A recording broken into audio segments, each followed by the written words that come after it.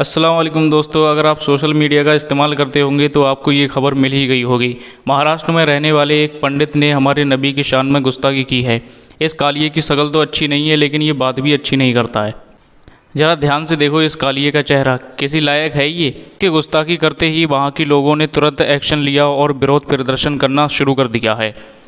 अब देखना ये है कि इस पर कितनी कड़ी कार्रवाई होती है। वैसे इम्तियाज़ जलील ने, जो एक मुस्लिम लीडर हैं, वहाँ की पुलिस थाने में जाकर के इस पर एफआईआर की है। पुलिस से सख्त कार्रवाई करने की मांग की है। आइए देखते हैं उन्होंने क्या कहा है। स्क्रीन पर जो व्यक्ति आपको दिखाई दे रहा है, इसका नाम है गंगागिरी महाराज। आपको बता दें कि इस व्यक्ति ने हुजूर सल्लल्लाहु अलैहि वसल्लम यानी कि मुसलमानों के आखिरी प्रोफेट मोहम्मद सल्लल्लाहु अलैहि वसल्लम की शान में गुस्ताखी भरी बात की। ऐसी बातें कही है जिसे कभी भी समाज कबूल नहीं कर सकता। और एक मुसलमान सब कुछ कबूल कर सकता है, लेकिन अपनी नबी की शान में गुस्ताखी कभी कबूल देखो इस कुत्ते की शकल को। इस व्यक्ति की गिरफ्तारी की मांग ना ही शकल का ना ही सूरत का है। आपको बता दें कि महाराष्ट्र लेकिन इस्लाम पर भौंकना है इसे। इम्तियाज जलील ने सीधे तौर पर इस पूरे मामले की शिकायत जो है पुलिस कमिश्नर से की है, और क्या कुछ बातें उन्होंने कही है, आप इस वीडियो को देखिए। मोअज़्ज़ज़ उलमाए किराम के साथ एक डेलीगेशन हमने पुलिस कमिश्नर साहब के पास गए और हमारी नाराज़गी का इजहार किए, हमारे गुस्से का इजहार किए और ये बताए है कि मुसलमान पूरी दुनिया में हर चीज़ बर्दाश्त कर सकता है, लेकिन अपने नबी करीम सल्लल्लाहु अलैहि वसल्लम, prophet Muhammad peace be upon him, इनके ताल्लुक से किसी भी तरह की गुस्ताखी बर्दाश्त नहीं कर सकता है। और बार बार ये बातें सामने आ रही है, जिस खुले तौर के ऊपर ये जो अपने आप को महान महात्मा और गुरु कह रहे हैं, उन्होंने अपने प्रवचन के दौरान ये नहीं कहा कि उनके धर्म के अंदर क्या अच्छा है, बल्कि मुसलमानों का इस्लाम किस तरीके से खराब है करके ये प्रवचन वो दे रहे थे, जो उनका काम नहीं है। आप अपनी अच्छाइयां बताइएगा। इस मुल्क की खूबसूरती यही है कि इतने सारे जाति धर्म और मजहब के लोग रहते हैं। हमने कभी आपके धर्म के बारे में बोला नहीं है। मौलाना साहब ने कहा कि कोई एक ऐसा वाकया बता दे कि जहां पर हमारे किसी मौलाना ने, कभी हमारे उलमाए दीन ने किसी दूसरे मजहब के बारे में इस तरह की घटिया और घिनौनी बात कही है करके। हमने पुलिस कमिश्नर साहब को पूरे वाकये से आगाह कराया और उनको ये बताया कि पूरे हिंदुस्तान के मुसलमानों के अंदर इस बात को लेकर नाराजगी है और गुस्सा है। ऐसे हालात के अंदर ये पुलिस की, सरकार की, प्रशासन की जिम्मेदारी होती है कि वो जो भी दोषी आदमी है उसके ऊपर कार्रवाई होनी चाहिए। हमने एग्जाम्पल दिया मौलाना सलमान अजहरी साहब का कि जब उन्होंने कोई बयान दिया तो उनके खिलाफ पूरे हिंदुस्तान के अंदर है तो कितने सारे एफआईआर रजिस्टर हुए, और आज भी मौलाना साहब जेल में बंद है।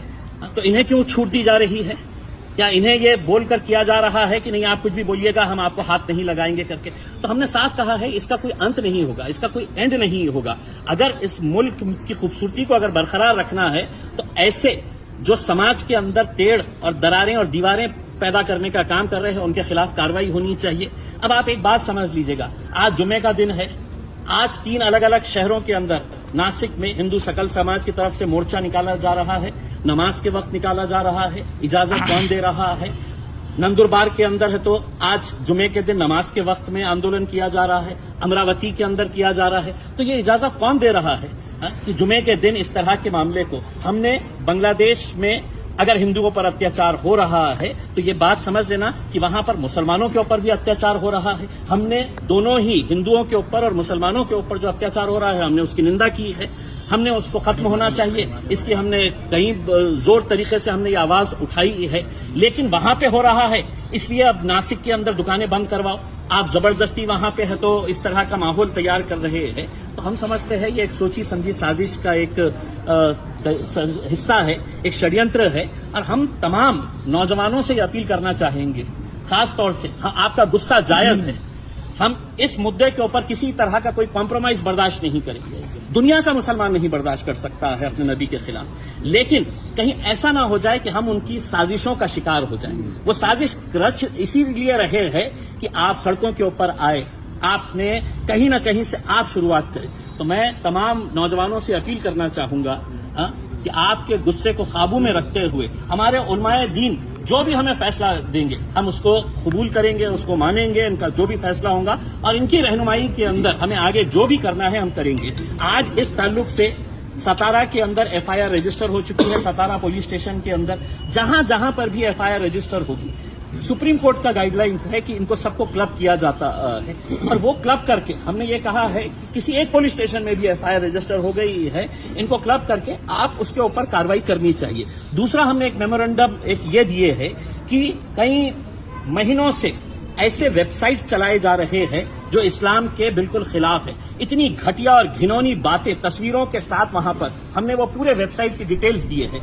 2 महीना पहले ये वेबसाइट की डिटेल्स एक मेमोरेंडम के तौर के ऊपर यहां पर पुलिस स्टेशन के अंदर जमा की जा चुकी है, उसका इनवर्ड है। हमने वो कॉपी दिया और उनको ये कहा कि एक वेबसाइट के ऊपर है तो आप एक्शन लीजिए, ताकि दूसरों को ये सबक मिले कि आप किसी दूसरे धर्म के बारे में इस तरह के वेबसाइट्स बना के वहां पे किस तरह की अश्लील बातें की जा रही है, इसके ऊपर भी कार्रवाई करना। पुलिस कमिश्नर साहब ने आश्वासन दिए हैं कि मैं हर तरीके से जो भी मुद्दा हमने उठाया है, उन्होंने हमें सहकार्य करने का, एक्शन लेने का उन्होंने भरोसा दिलाया।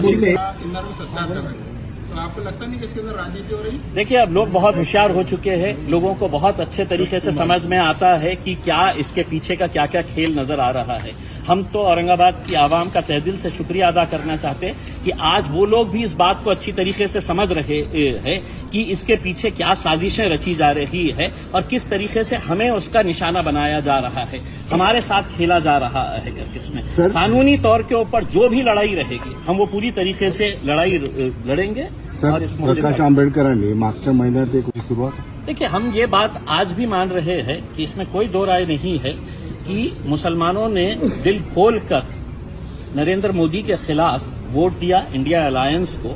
और ये जो हुकूमत आज बैठी हुई है सरकार, वो अच्छी तरह से जानती है कि लाडली बहन कर लो, लाडली भाई कर लो, लाडले पप्पा कर लो, लाडले अम्मी कर लो, उनको पैसा देने के बावजूद भी वो सत्ता में नहीं आ सकते हैं। अगर उन्हें सत्ता में आना है तो कहीं न कहीं माहौल खराब करना और उसी की साजिश का ही नतीजा है। तो दोस्तों, आपने उनके इस बयानात को सुना, आपको इस बात की समझ आ गई होगी कि किस तरह से इस व्यक्ति ने, जो कि एक सम्मेलन में गया था जहां पर हिंदू धर्म के बारे में इस व्यक्ति को बताना था, वहां पर जाकर के इसने नफरतें परोसने की कोशिश की और साथ ही साथ इसने हुजूर सल्लल्लाहु अलैहि वसल्लम की शान में गुस्ताखी भरी बातें की, जो कभी भी किसी भी तरीके से कबूल करने के लायक नहीं है।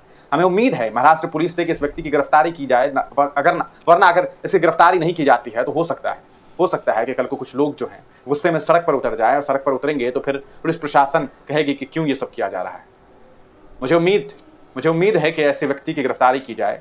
मुझे उम्मीद तो देश के प्रधानमंत्री से भी है, जो ये कहते हैं कि हमारे देश में अल्पसंख्यक सबसे ज्यादा महफूज है। तो फिर अल्पसंख्यकों के नबी को, उनके प्रॉफिट को इस तरह से उल्टी सीधी बातें कही जा रही है, उनके शान में गुस्ताखी की जा रही है, तो कब ऐसे लोगों को जेल में डाला जाएगा? आप तमाम लोग इस वीडियो को जरूर शेयर कीजिएगा और अपनी राय कमेंट सेक्शन में जरूर लिखिएगा। वाकई इम्तियाज़ जलील ने जो काम किया है वो काबिल तारीफ़ है। अब देखते हैं इसके ऊपर कितनी सख्त कार्रवाई होती है और ऐसे पिल्लों को जो भौंकते रहते हैं इस्लाम के खिलाफ, इन पर कैसे लगाम लगाई जाती है। आजकल हर किसी को फेमस होने के लिए इस्लाम पर भौंकना है, इसके अलावा इनके पास और कोई चारा नहीं है फेमस होने के लिए। सब कुछ ये फेमस होने के लिए करते हैं क्योंकि इस्लाम पर ही भौंक कर के फेमस हुआ जा सकता है, इन्हें ऐसा लगता है। लेकिन फेमस होना है तो अच्छे काम करने पड़ेंगे, ऐसे कुत्तों की तरह भौंक कर के कोई फेमस नहीं होता। आज की वीडियो में बस इतना ही, जल्द मिलेंगे अगली वीडियो में, तब तक के लिए खुदा हाफिज़।